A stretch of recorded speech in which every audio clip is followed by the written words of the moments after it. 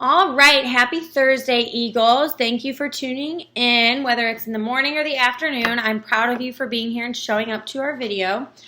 So we've talked a lot about informational text features and charts, graphs, diagrams. The week before, we talked about text structure, main idea. Today, we're going to talk about a first-hand account and a second-hand account. The more academic word for this would be primary source and a secondary source.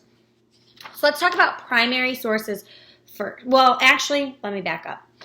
In a first-hand account and a second-hand account, they're always about the same event, okay? So let's say that there's a basketball game that I go to, okay? That is the first-hand account. Let's say you read in the newspaper that there was a basketball game and here's what happened. Depending on who's writing it, it could be a second-hand account from somebody who maybe wasn't at the game but heard about something that happened at the game. Okay? So, first-hand account. It's a primary source. Let's use those words just so we're familiarizing ourselves with academic vocabulary. So, a description of an event from someone who was there to experience it. So the person has to be there firsthand. They have to see it with their eyes first. So a diary, a journal, an autobiography, a speech, and then photos and videos. Those are all primary sources or first-hand accounts. So this basketball game that I was at, I could tell you all about the food that I ate, the people I saw, what the score was, who had how many points, because I was there to see it. Okay? A second-hand account is called a secondary source, and it's a description of an event based on research or told by someone who was not there to see it. So let's say I told Mr. Bell all about this basketball game that I went to and how cool it was and how fun it was, and then he wrote an article about the basketball game. That article is a secondary source because he wasn't there. He just heard about it from me, from my photos and my videos and my experiences or my journal entries.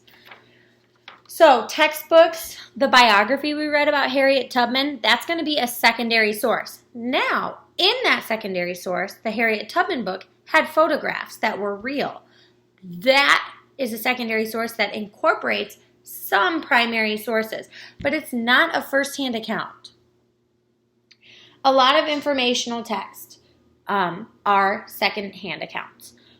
The question that you can ask yourself, and I put it in green, is was the person telling the account present at the event?